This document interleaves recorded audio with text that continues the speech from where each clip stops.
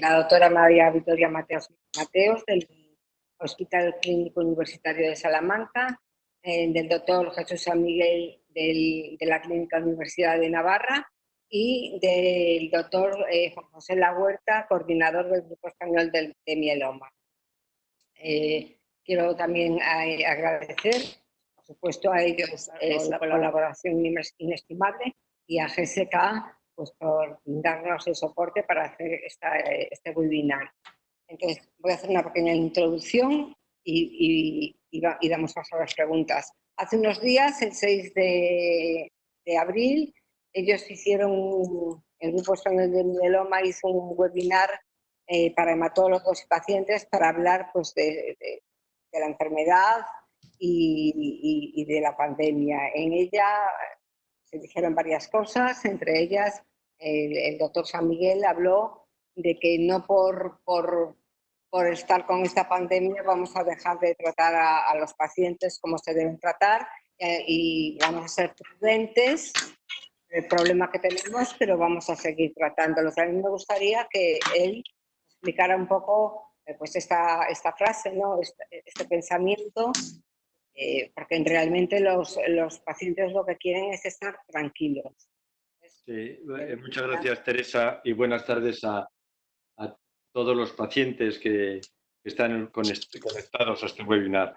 El otro día me dieron una cifra que para mí resultó escalofriante, no la he comprobado, pero de un hospital de los grandes de España de referencia, en este periodo de 2 meses en los que habitualmente diagnosticaban en el equipo digestivo pues un torno a 30, 40 tumores, en endoscopias, colonoscopias, etcétera. En este mismo periodo se habían detectado 4 tumores.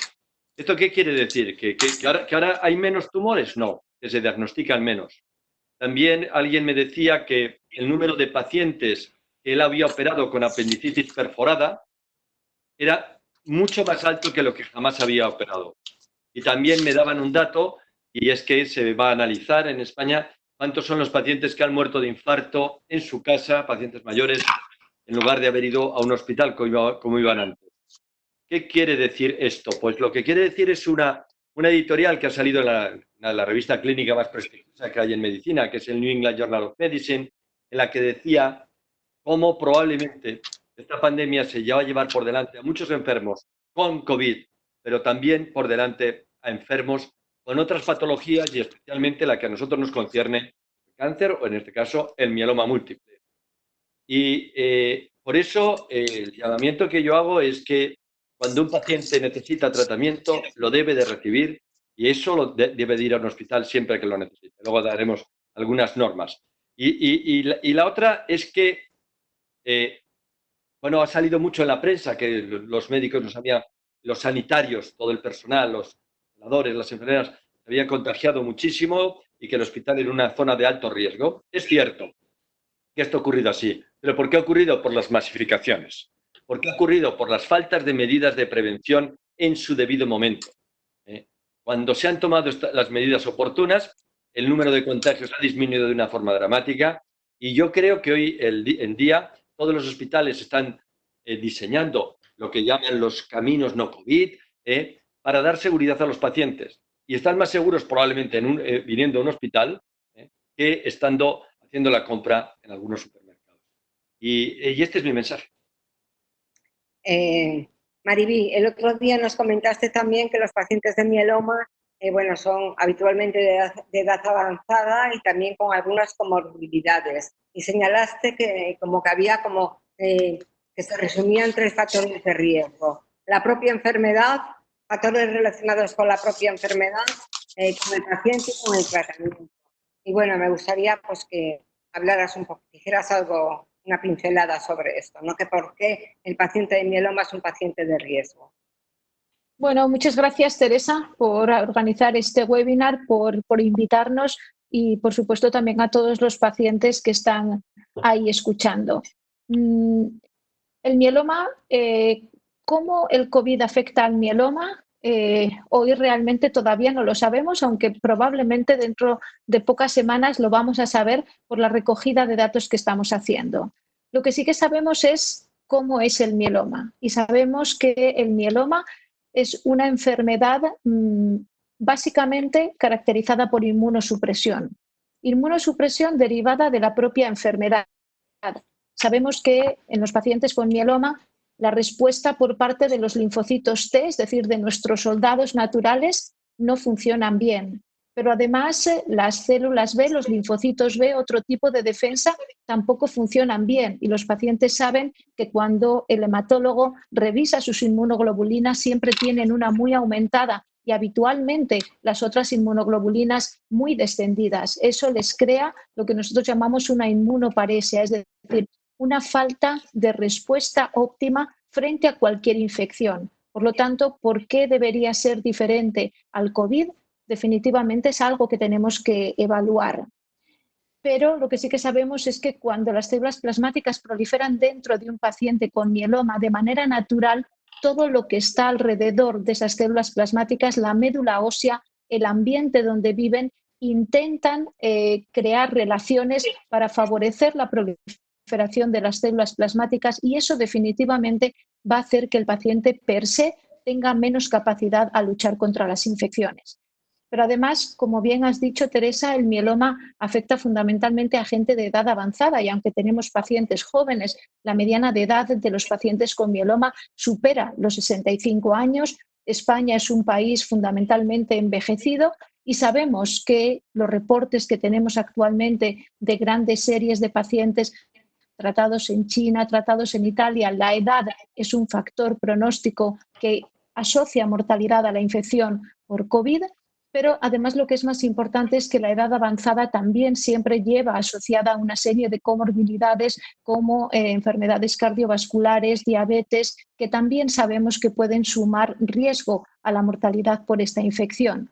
Y por último, el último aspecto importante son los tratamientos. Los pacientes con mieloma reciben tratamientos basados en inhibidores de proteasoma, inmunomoduladores, corticoides, anticuerpos monoclonales. No tenemos claro a fecha de hoy cómo impactan en la evolución por el COVID. Sabemos incluso que hay algunos ensayos clínicos que se están realizando con algunos de los fármacos que nosotros utilizamos para tratar a nuestros pacientes con mieloma, pero definitivamente sí que sabemos que hay veces que los pacientes tienen neutropenia, tienen las defensas bajas, tienen anemia.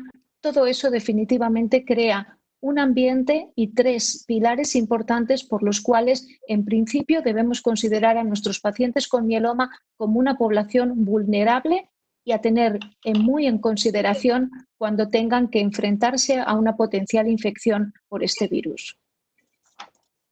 Muchas gracias, Mariví. Bueno, y Juanjo, respecto a las recomendaciones que habéis hecho al principio, todos andábamos bastante despistados. Nosotros tenemos un grupo importante en Facebook en donde unas veces aparecía un paciente que contaba que le habían suspendido el trasplante, a otro no. En fin, era todo un poco, había poca coherencia.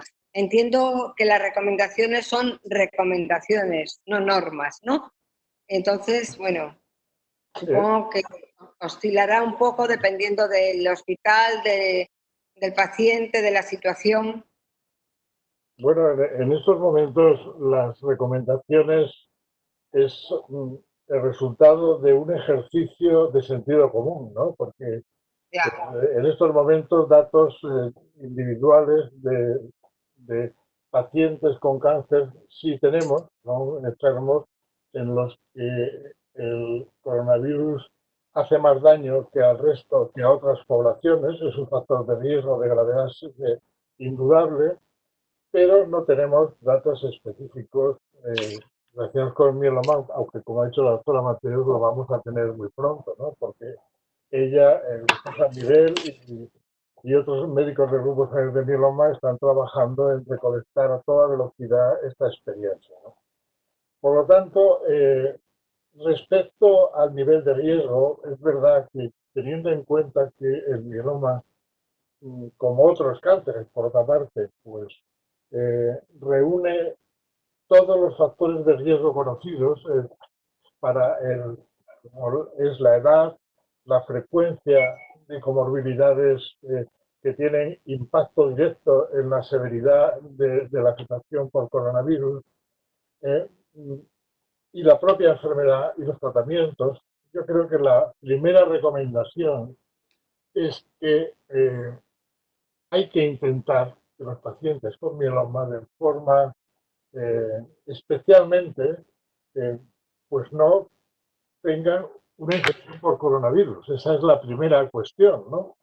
Y desde ese punto de vista, yo creo que la distancia física, el distanciamiento físico, es decir, quedarse en casa, sigue siendo una norma que yo creo que hasta que no haya, desgraciadamente, no lo hay, estudios de test rápidos generalizados, hay que establecerla como una norma general que solo debe romperse cuando la atención al hospital sea imprescindible y, mientras tanto, sustituir, desde luego, la presencia física por los medios telemáticos, como lo estamos haciendo ahora, cuando sea posible. Eso es la primera norma que yo creo que hay que establecer, pero que si un enfermo ha de acudir a un hospital, hay que diseñar para él un camino seguro,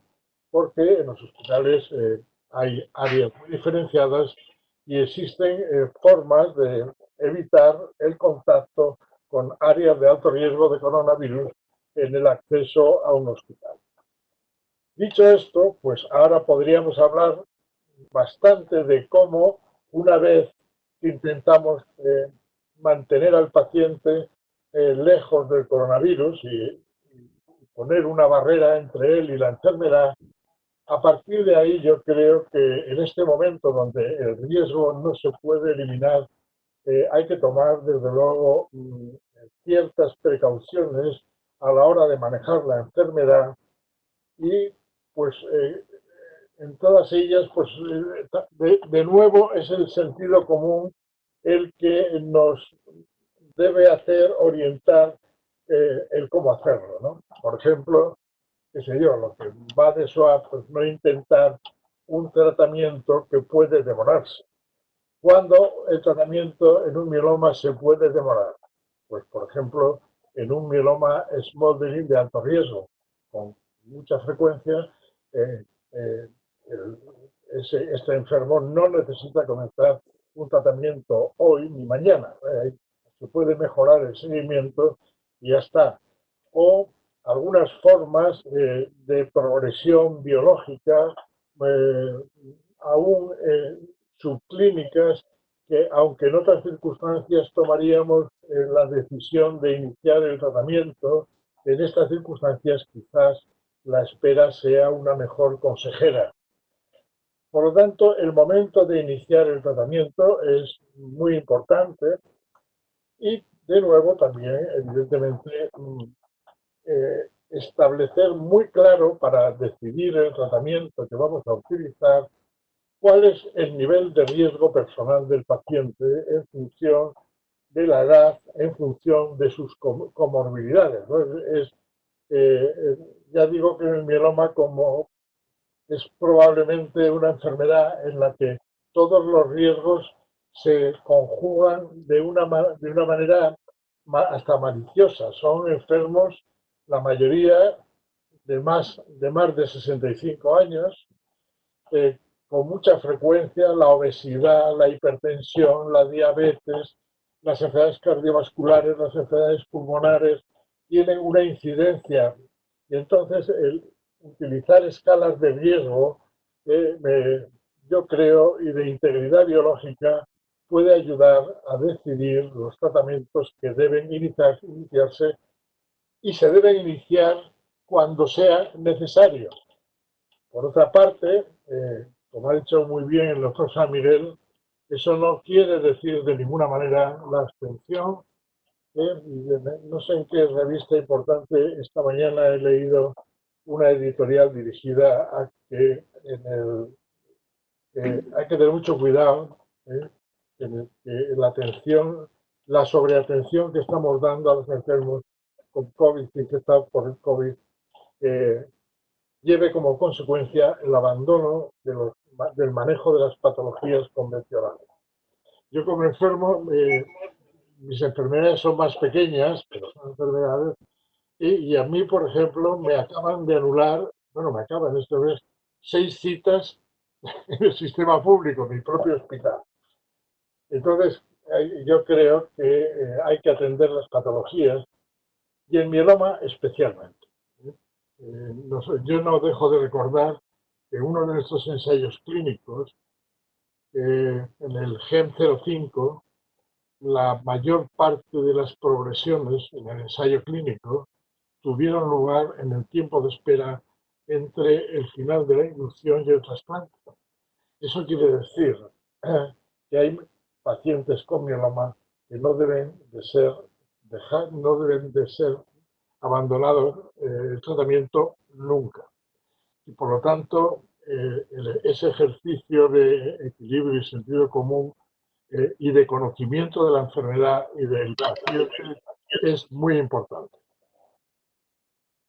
Bueno, gracias. Has contestado a muchas preguntas con lo que has dicho, o sea que creo que voy a empezar de lleno ya con las preguntas de los pacientes, ¿vale? Esto es.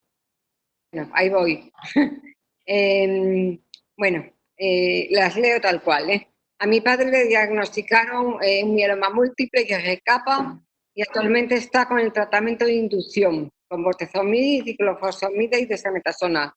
Ya terminó el 6º ciclo, ahora tendría que hacer el autotrasplante, pero debido a la actual situación no se lo hacen. Mientras tanto, va a seguir recibiendo más ciclos. Me gustaría saber cuánto tiempo sería recomendable esperar para hacer el trasplante. O si sería mejor no arriesgarse y recibir el tratamiento de pacientes que no son aptos para el trasplante.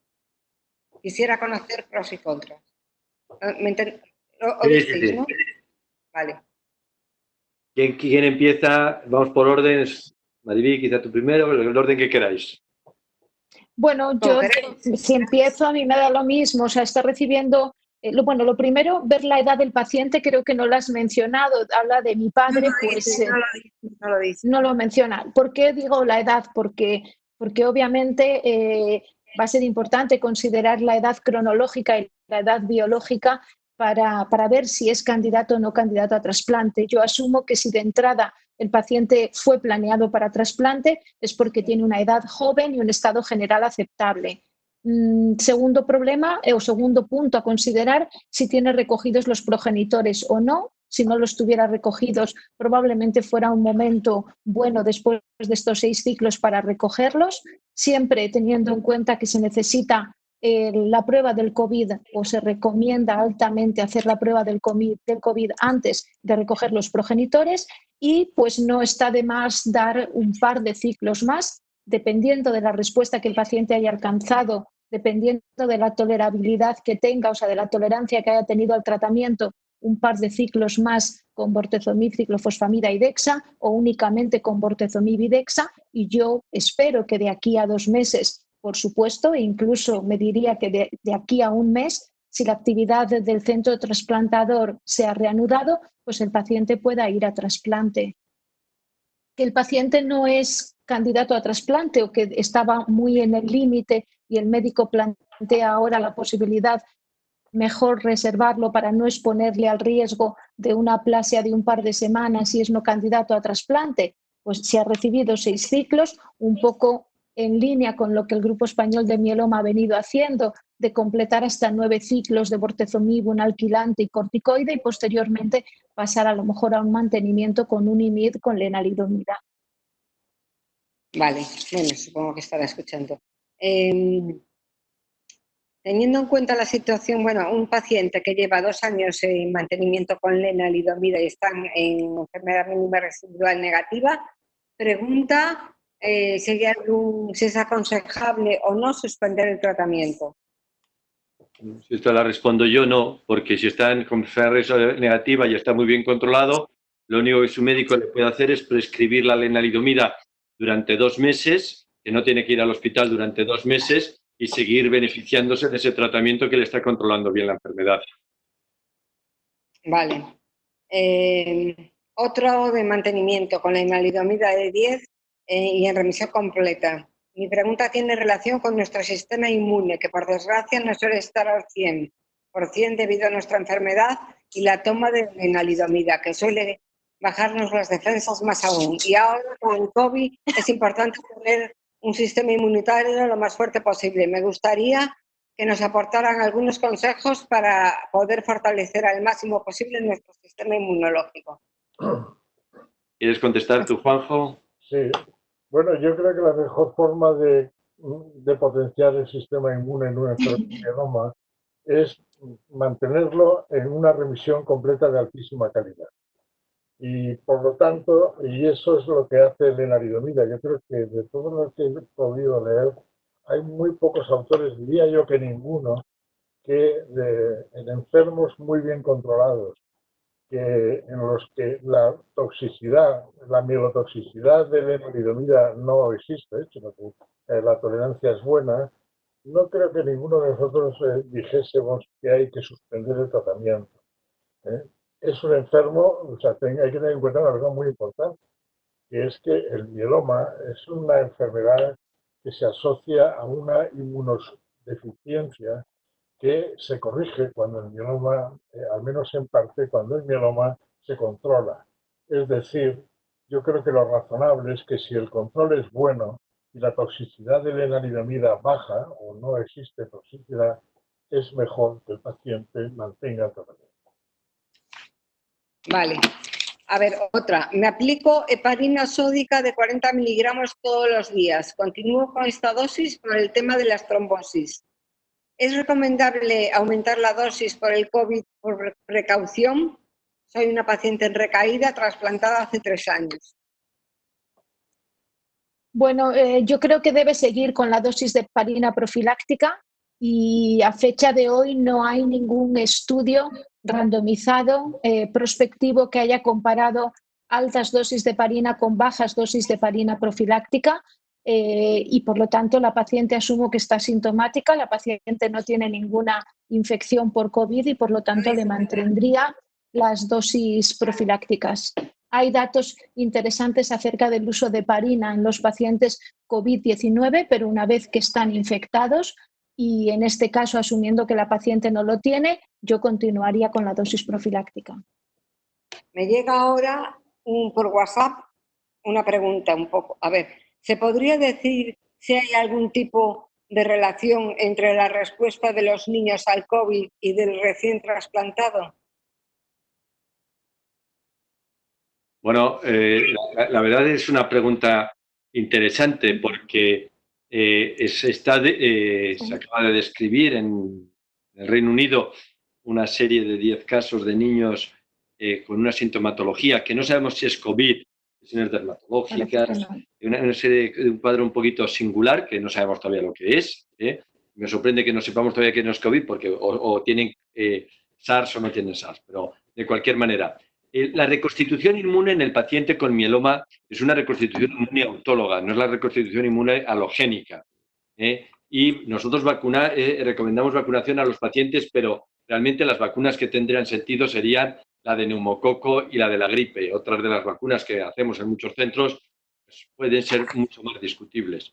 Por tanto, yo creo que es muy diferente un niño que está todo su sistema inmune creciendo y exponiéndose a nuevas infecciones que un paciente con trasplante autólogo. Hemos hecho una recomendación, como muchas de las que hacemos en los grupos internacionales, no basado en la evidencia, sino como decía el doctor Lahuerta, basado en el sentido común, decimos, bueno, si se puede, pues se retrasa el trasplante. Pero el otro día nos comunicaban de Torino, que es una de las zonas de mayor pandemia en Italia, en el norte de Italia, que no han tenido ninguna complicación reseñable en los pacientes que han sometido a trasplante autólogo, que habían entrado en trasplante autólogo en este periodo. Por tanto, yo diría a esa persona, si se ha trasplantado, que tranquilidad hoy por hoy. Las mismas medidas que todos los demás, es decir, precaución, higiene, distanciamiento, uso de mascarilla, etc.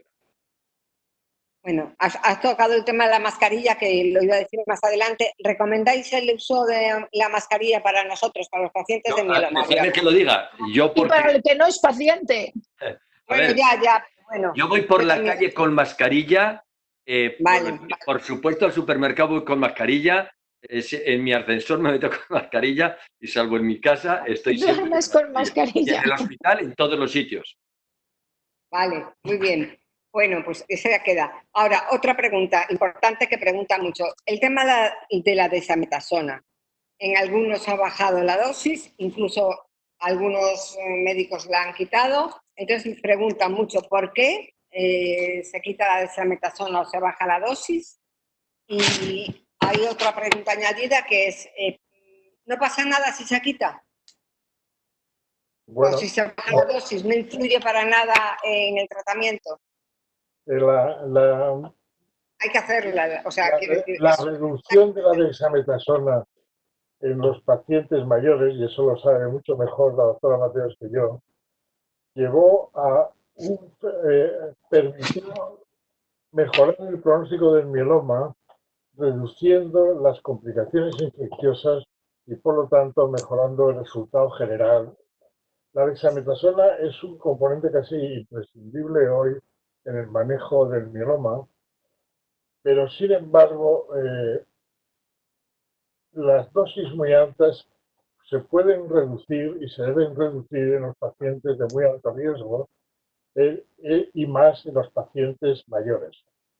En este contexto podría ser razonable pues ser más estrictos en esta disciplina de intentar ajustar al máximo las dosis de dexametasona, aunque yo creo que la suspensión debería tener en cuenta la condición del paciente y el momento de la enfermedad y también el momento de la respuesta. Es que a lo largo de la vida de un paciente las circunstancias pues cambian. No es lo mismo estar en una inducción con una enfermedad abierta en la que la dexametasona probablemente hay que darla, o estar en una fase en respuesta avanzada y casi finalista, o mejor en un tratamiento de mantenimiento.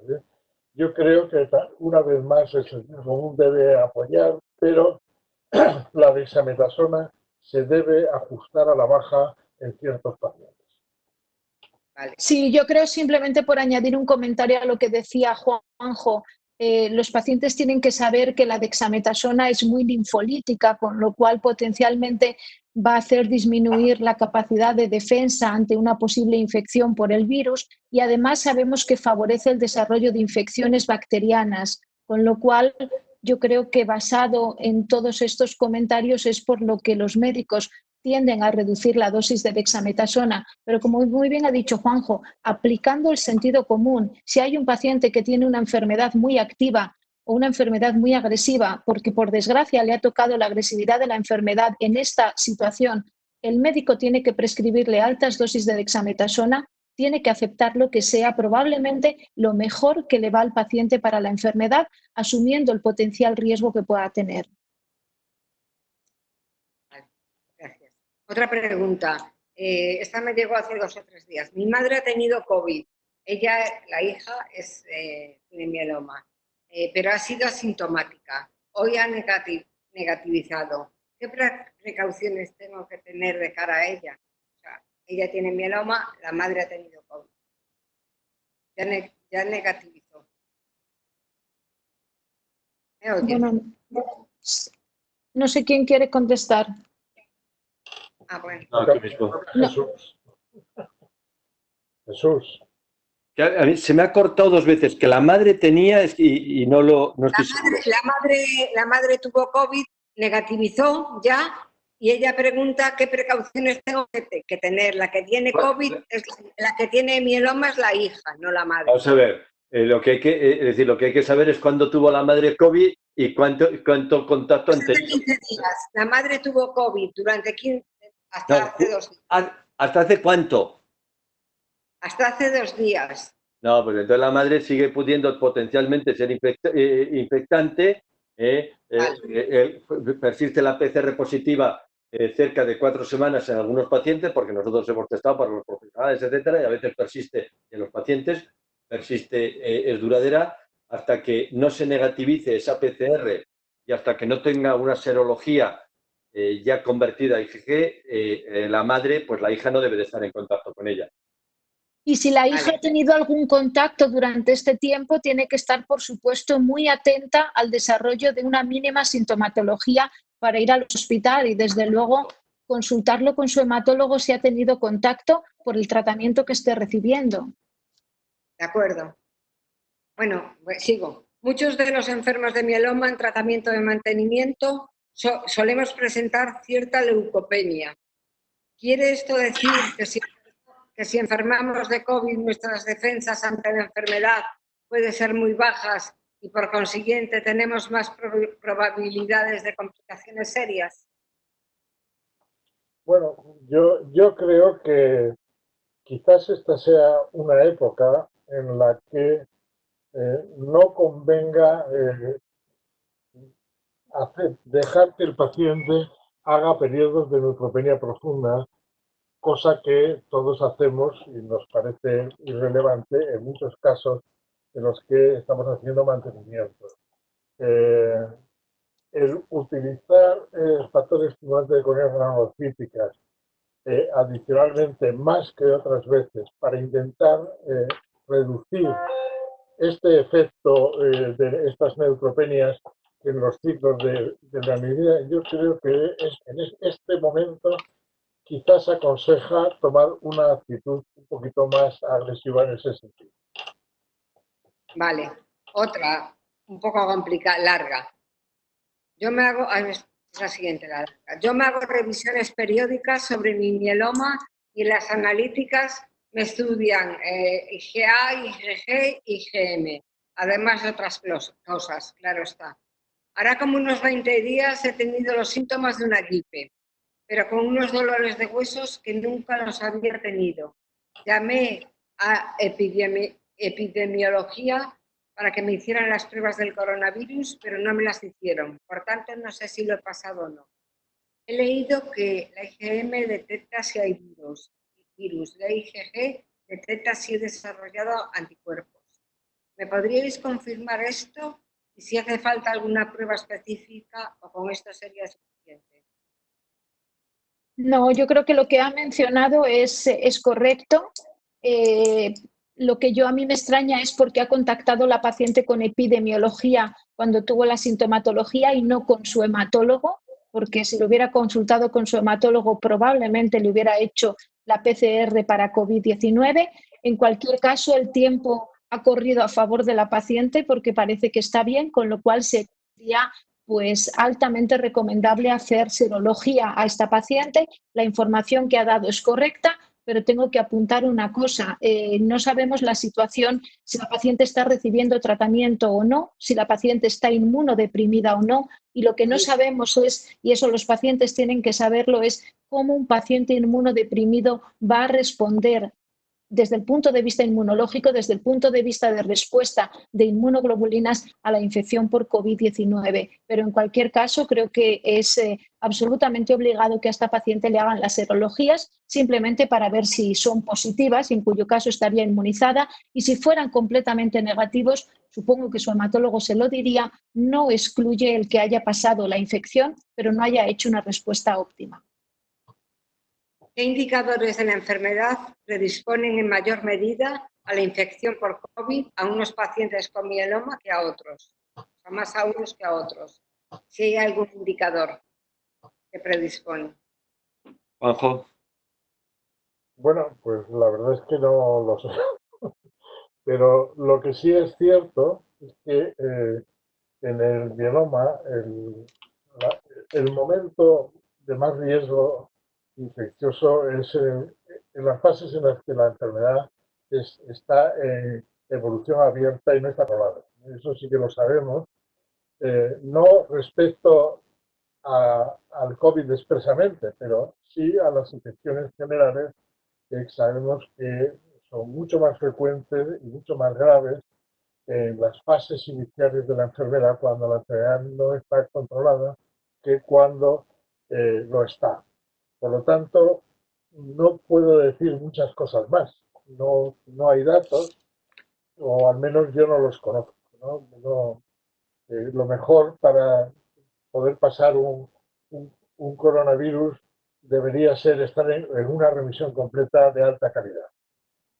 Ese sería... Sí, quizá añadiendo a lo que ha dicho Juan, en los comentarios iniciales de doctora Mateos, y es que los pacientes que tienen comorbilidades, pero son no por ser un mieloma, sabemos que COVID se asocia con edad muy avanzada, se asocia con hipertensión, se asocia con diabetes, se asocia con cardiopatía. Bueno, tener esos factores te aumenta claramente el riesgo y son gente que tienen que tener un especial cuidado.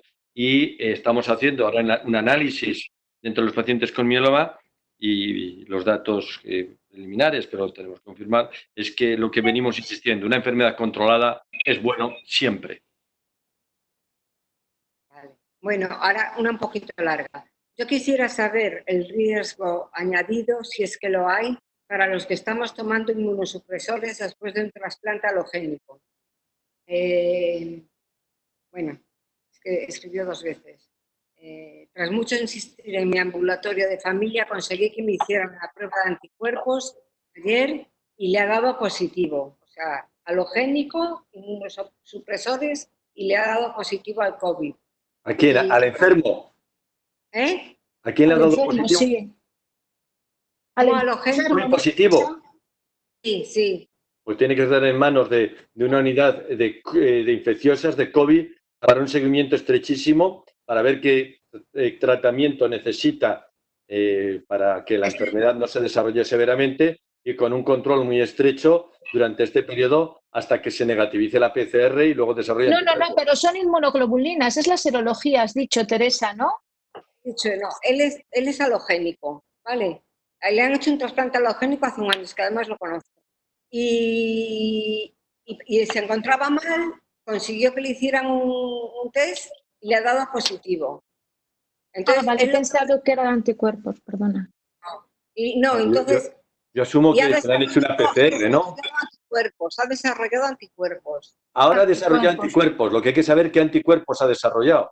Porque si es enfermedad pasada con anticuerpos IgG y con PCR negativa, pues bingo. Ha tenido muchísima suerte. Él lo que pregunta es, ¿se podría decir que ya estoy inmunizado por lo menos este año? Bueno, con muchas posibilidades, pero dentro de la ignorancia sobre este coronavirus. ¿Puedo volver a contraerlo? ¿Puedo contagiar a alguien? Volvemos a decir lo mismo, es decir, lo esperable, lo que indica la medicina convencional es que no. Que ahora, por lo menos en este año, no lo vuelva a contraer. Eso es lo que se espera, esto es lo que dicen los equipos de infecciosas. Pero se han reportado algún caso de reinfección. Lo que no están muy seguros es si esos casos de reinfección, si dicen que a lo mejor la muestra que se tomó no fue representativa suficiente de nasofaringe, etc. Porque a ellos les cuesta aceptar esa situación de la reinfección.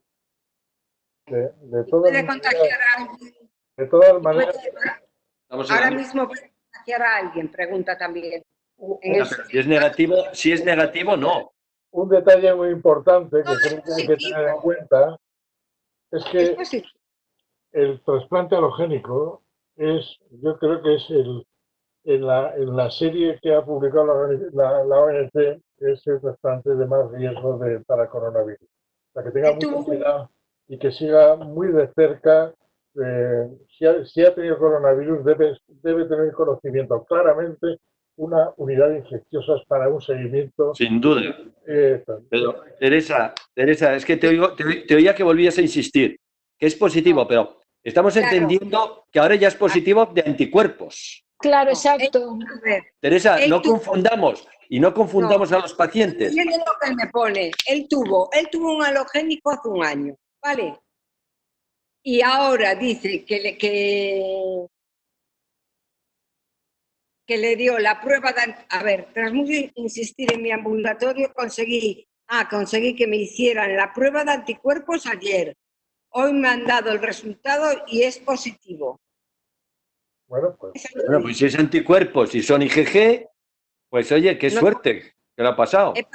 He pasado el coronavirus y desarrollado anticuerpos, pero bueno, te puedo contar más después de él porque lo conozco y le puedo preguntar. No, él preguntaba que si puede contagiar. Deberían discriminar si los anticuerpos que tiene son IgM o IgG. Los IgM son los que aparecen primero, los IgG son los que aparecen después. Si hay IgM, cabe la posibilidad de que todavía pueda contagiar. Si son IgG, prácticamente no existe posibilidad de que contagie. Cabe la posibilidad de que le hayan hecho un test que no discrimine IgM e IgG, en cuyo caso tiene que mantener un poquito de precaución por si acaso, y cuando pase unos días o pase una semana, pues probablemente pierda ya la capacidad de contagio. Pues le pregunto. Y ahora me preguntan, estoy con quimioterapia esperando que me puedan hacer unas CAR-T. Ya me hicieron un autotrasplante de médula y no funcionó. Mi pregunta es, si me llamaran para hacérmelo en estos momentos, ¿me aconsejarían esperar para más adelante o sería mejor hacerlo? No sé dónde es. Pues yo debería conocer muy bien el estado del mieloma, ¿verdad? Porque desde luego que hacer una CAR-T es un momento de riesgo clarísimo, y hay la indicación, si está en una ventana en la que aún no es necesario, pues a lo mejor yo lo evitaría si es que se puede evitar, pero eso solo lo puede decir Ella dice, con todos los datos del mieloma y de su historia clínica que desconocemos. no, dice más cosas, dice que tiene, bueno, el componente monoclonal lo tienen 6 y que va subiendo poco a poco, pero ha tenido muchas cosas. Mira, Teresa, nosotros Sí. acabamos de vivir con mucho dolor de un paciente que estaba a la espera de CAR-T. En un momento determinado, él y su centro decidieron esperar y ha pasado un mes, ha hecho una operación extramedular y ya no es candidato. O sea, Claro. los trenes pasan y los trenes no se pueden perder cuando es la oportunidad de la vida de un paciente. Y de nuevo, hay ahora, esta semana, un webinar sobre este tema, sobre CAR-T, de no perder esas opciones cuando la tienen. Como dice el doctor Lahuerta, hay que individualizar al paciente. Si el paciente estuviera con la enfermedad controlada, lo que pasa es que si es una enfermedad controlada no es un candidato a CAR-T. Claro. Lo que pasa es que también tienen que saber los pacientes que hay algunos ensayos clínicos que en mieloma no hay ningún CAR-T aprobado, con lo cual todos tienen que hacerse en el contexto de ensayos clínicos, y hay algunos ensayos clínicos que se han parado. Nosotros en Salamanca teníamos 3 pacientes para hacer CAR-T, a los cuales tuvimos que llamarles desafortunadamente y decirles que no era posible hacerlos. ¿Por qué? Porque no podíamos garantizar fundamentalmente su seguridad. Ahora yo creo que las cosas van mejorando y los pacientes tienen que tener, bueno, confianza, porque yo creo que entre todos haremos que pronto se reinstauren todos estos programas en los hospitales. Digo también para que los pacientes lo puedan entender y si me permite, Mariby, para que entiendan bien y no puedan juzgar, hombre, ¿y por qué paran los ensayos de la industria, ¿no? Unas veces los aceleran. La razón, y fuimos nosotros los que lo apoyamos, ¿no? También del Grupo Español. Es decir, que alguno de estos ensayos se iba a abrir, no había todavía experiencia, y que hubiera una toxicidad grande por culpa del coronavirus podría poner en riesgo el futuro de este fármaco, del CAR-T. Y era por prudencia, mientras que con otros que estaban andando, pues ha seguido, aunque un ritmo más lento, y ahora, como bien dice Mariby, pues esperamos que va a favorecerse de nuevo el reclutamiento. Pero siempre ha sido preservando la seguridad del futuro del ensayo. Ya. Bueno, esta señora dice más cosas. O sea, aparte de lo que le preocupa a ella, dice, ya que no veo claro todavía lo del coronavirus, y al estar bajada de defensas, me da un poco de miedo. Tiene la balda monoclonal en 6 subiendo y tuvo cáncer de tiroides, se la quitaron toda la tiroides, no tiene vesícula, ni matriz, ni ovarios, una pleura tuberculosa, en fin, tiene muchísimas cosas, ten en cuenta. Vale. Bueno, sigo, ¿no? Entre el perfil de riesgo del COVID se señala, me dicen, personas con su sistema inmunitario deprimido. ¿Cómo afecta la enfermedad en esta situación? Bueno, ya hemos hablado de esto, pero bueno, es un poco volver. En esta situación, ¿en qué medida agrava la evolución o dificultad del tratamiento? La pregunta yo creo que ya ha quedado Pues contestada. creo que ya hemos hablado un poco antes, ¿no? La mala condición biológica, entre la que se incluye la inmunodeficiencia, asociada a veces a la edad o a veces a otras enfermedades, es un factor de riesgo adicional para el COVID, que cuando sucede en un paciente de esas características tiene mayor mortalidad. Es decir, pues, en fin, yo creo que casi todos sabemos que es mejor tener una biología íntegra para sufrir una infección por COVID que tener una biología deteriorada con inmunodeficiencia. Vale. Otra pregunta que me hacen, lo que pasa es que no se refieren a nada, dicen simplemente, si se para el tratamiento 2 meses, ¿puede provocar una recaída? Eso no lo sabemos. Eso no lo sabemos y depende mucho de la situación en la que esté el paciente. Por lo tanto, bueno, tiene que entender o tiene que el médico hacerle ver los motivos por los que potencialmente ha decidido parárselo en 2 meses, lo cual puede ser perfectamente justificable en algún paciente. Y si va a progresar en los 2 meses o no, pues desde luego no lo sabemos. Por eso abogamos por individualizar y siempre, si es necesario, poner los tratamientos a los pacientes, pero poniendo siempre en una balanza el beneficio que se va a conseguir frente al riesgo que se va a correr. Vale. Curiosamente han llegado muchas preguntas de pacientes de personas con gamapatía monoclonal de significado incierto, ¿vale? Que preguntan qué cuidados deben tener, si deben tener alguno. Y bueno, por ejemplo, en concreto hay uno que lo he cogido porque explica más. Dice, desde junio de 2013 que me diagnosticaron una gamapatía. Al principio fueron muchas pruebas, bueno, luego cada 6 meses. Y dice, y pregunta si es una persona de riesgo. Una persona con GMCI es una persona de riesgo. ¿No está Jesús, que le toca por turno? No, yo creo que no está. Se ha marchado. Yo creo, pues contesto yo. Yo creo que una gamapatía monoclonal de significado incierto, a pesar de que se ha especulado mucho a largo plazo, que es que yo creo que debe ser manejada y no es un riesgo específico que esté reconocido para esta enfermedad, hasta donde yo sé al menos. No, vamos a ver, sí que estoy y además os estoy vigilando, ¿te has creído? ¿Eh? ¿Me oís? ¿Te oímos? Sí, te oímos. Bueno, no, vamos a ver.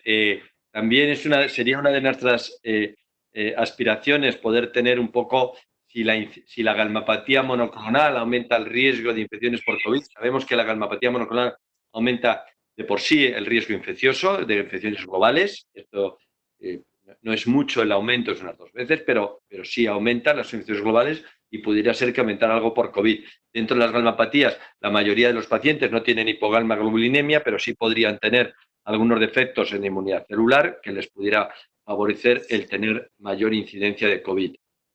No tenemos en este momento ninguna información para decir que estos pacientes tienen una enfermedad más grave que la población de edad similar. No, yo por lo menos no la tengo.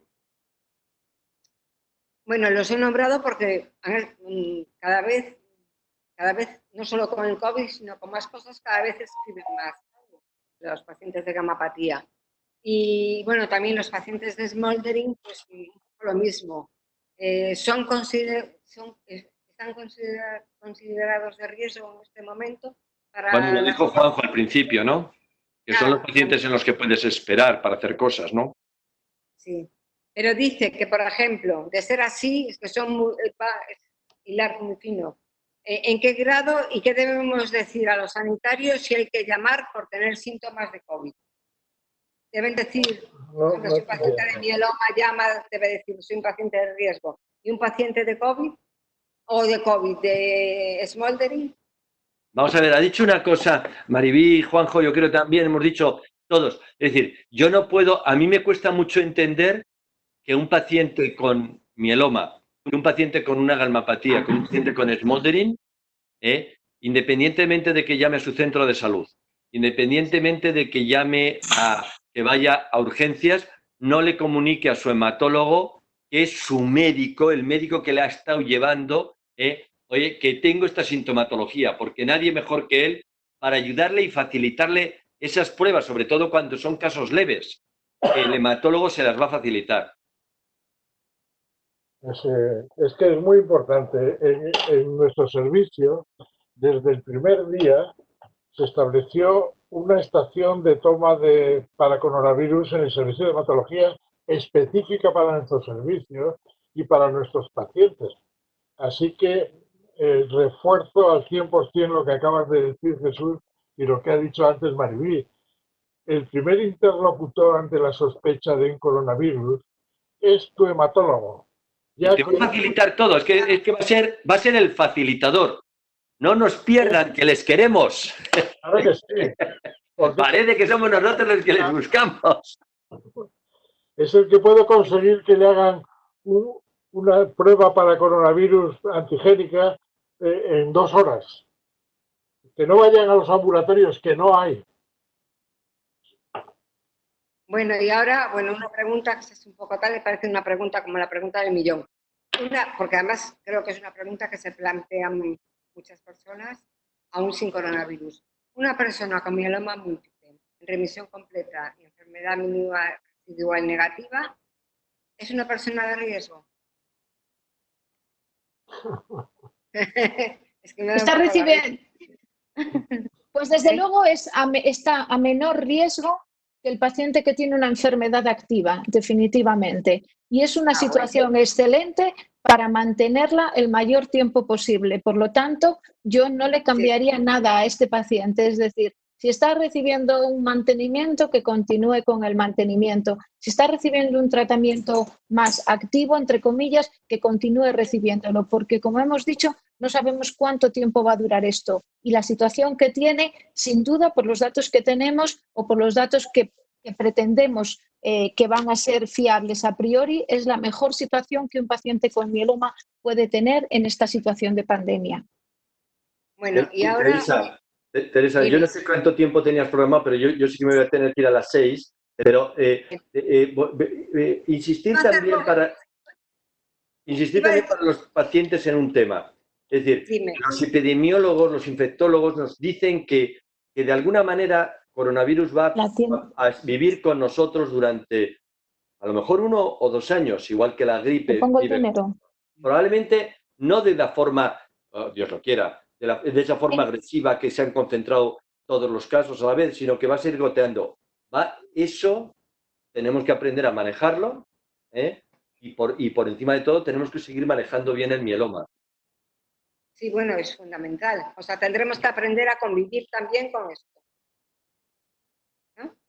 Sí. Tendremos que aprender a convivir con el mieloma, que ya sabemos, más o menos, y ahora tenemos que aprender a esquivar el coronavirus. Vamos a ver, pronto tendremos vacunas, dentro de unos meses. Sí, es cierto que se están moviendo mucho, Ayer me decían una de Southampton que y se está acelerando, cosa que de manera imprevisible para otros fármacos hace años. El mensaje positivo, entonces, Jesús. El feedback. Sí. Yo creo que el esfuerzo mundial a esta enfermedad es sin precedentes, con lo cual yo estoy convencido que vamos a dar soluciones entre todos. Bueno, yo iba a decir un par de cosas más, pero os vais todos. Maribí, Juanjo, tenéis mucha prisa. No. Bueno, podemos esperar unos minutos. Hay varias preguntas sobre estadística, pero realmente estadística no puede haber ahora mismo. ¿De pacientes con mieloma? No, mieloma, sí. Poca estadística puede haber, ¿no? No, simplemente que sepan que los datos vendrán porque, como ha dicho el doctor Lahuerta al principio, el Grupo Español de Mieloma está recogiendo los datos dentro de una iniciativa española, pero al mismo tiempo dentro de una iniciativa mundial de la International Myeloma Society, es decir, la Sociedad Internacional de Mieloma ha puesto una base de datos sencilla, pero con el fin de recoger los datos de pacientes con mieloma y COVID en todo el mundo o en todos el mayor número de países que quieran reportar los casos, con lo cual Ahora todavía es pronto. En el caso del Grupo Español de Mieloma, el primer cierre de la base se hará esta semana, el 30 de abril, y esperamos analizar y tener datos relativamente pronto de cara a saber cuál es la incidencia de COVID-19 en pacientes con mieloma, cuál es la evolución de estos pacientes, compararla con pacientes con COVID-19 pero sin mieloma de la misma área.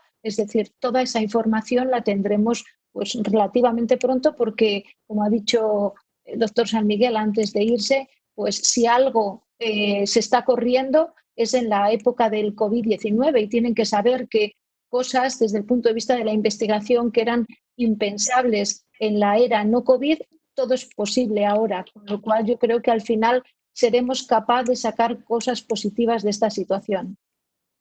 Vale. Y ahora, hay preguntas muy particulares, muy personales, sobre casos muy concretos de tratamiento no relacionados con el COVID, que es imposible sacarlas ahora. Entonces claro, intentaremos darle salida, como tengo los correos, y contestarlas. Pero me gustaría haceros una pregunta que causa mucha controversia porque no está claro su definición, aunque os parezca increíble.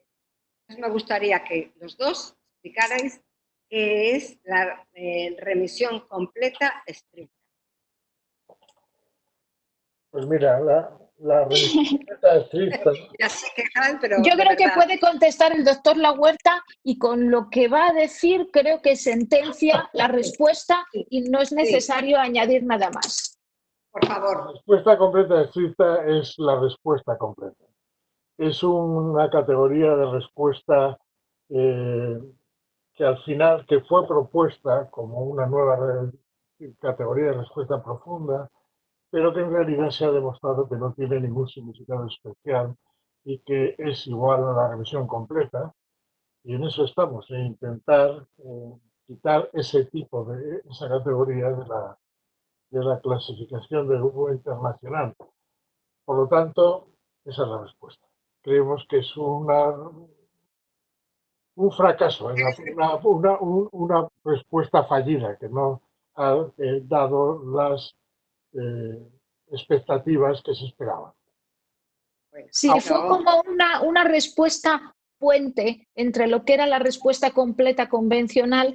Quisieron profundizar un poco con la médula, con una enfermedad mínima residual de una sensibilidad muy nula, muy poco evidente. Y entonces, pues la tendencia es, como dice Juanjo, a desaparecer. ¿Por qué? Porque hemos dado el salto a poder evaluar la enfermedad mínima residual con técnicas de alta sensibilidad. Con lo cual, tuvo su valor en un momento o tuvo su sentido en un momento, lo pudo tener, pero como la investigación avanza de una manera tan rápida, pues ha sido definitivamente una categoría de respuesta que no es para quedarse porque se dará el salto directamente a la enfermedad mínima residual negativa, pero con una sensibilidad de al menos, los criterios dicen ahora 10 a la menos 5 e iremos a 10 a la menos 6 y más. Y ahora la última ya, y además os voy a meter en un compromiso, porque la enfermedad mínima residual, ¿vale? Han salido hace poco publicaciones como novedad, bueno, porque ha salido publicado en alguna revista médica, el avance de la enfermedad mínima residual con una nueva tecnología, no lo de secuenciación, sino por citometría de flujo. Salió hace poco. Jesús ha marchado, se lo iba a preguntar a decir a él. Entonces, está todo el mundo preguntando cuándo me la van a hacer a mí, cuándo me la van a hacer a mí, y digo, pero si esto ya se estaba haciendo, no es nuevo, es... Pues mira, ¿Lo puedes explicar? Lo más probable es que lo que hayáis leído lo hayamos escrito nosotros. Vamos a ver, la enfermedad mínima residual es un concepto que ya está consolidado y que no debe hacerse cuando el enfermo no está en revisión completa, ¿no? O sea, cuando hay otra evidencia de que tiene enfermedad, que se llama la paraproteína persiste, ¿para qué vas a hacer una enfermedad residual si tienes la... Pero aunque hay discrepancias, no es todo tan limpio como eso, pero en resumen, ¿no? Cuando ya desaparece la paraproteína y las medidas por respuestas convencionales ya no permiten visualizar nada más, es el momento en el que hay que hacer la enfermedad mínima residual. Y eso es una determinación hoy imprescindible para hacer el seguimiento de la enfermedad más allá de la revisión completa. Yo creo que es de obligado cumplimiento, pero la condición de estar en revisión completa es muy importante, si no, no tiene mucho sentido. Bueno, pues nada más. Muchísimas gracias por habernos ayudado a despejar dudas, que estoy segura que os lo agradecerán. Y ya está. Bueno. Gracias a ti, Teresa, y gracias a los pacientes. ¿Algo que queréis añadir algo más? No, lo que tengan los pacientes confianzas con sus médicos, que aunque ahora no podamos, no haya CAR-Ts, hay un montón de opciones de tratamiento y que tengan confianza porque, bueno, yo creo que los médicos estamos haciendo un gran esfuerzo y tenemos que hacerlo por mantener a nuestros pacientes con la enfermedad bajo control. No nos cansaremos de repetirlo por activa y por pasiva, por lo que los pacientes tengan confianza que no se les va a abandonar. Y de hecho, como ha dicho el doctor Lahuerta, no vayan a los centros de salud, vayan a los hospitales y vayan directos a sus hematólogos, que van a ser de la mano de quien mejor vayan en esta situación de pandemia. Está todo dicho. Avalo lo que ha dicho la doctora Mateos al 100%. Y muchas gracias a vosotros por habernos tenido un rato. Esto quedará grabado y lo subiremos en YouTube, el YouTube de la comunidad. Lo digo para los pacientes. Gracias. Muy bien. Perfecto. Hasta que nos mandes, Un abrazo. Teresa. Venga, Bueno, adiós. gracias. Adiós, Teresa.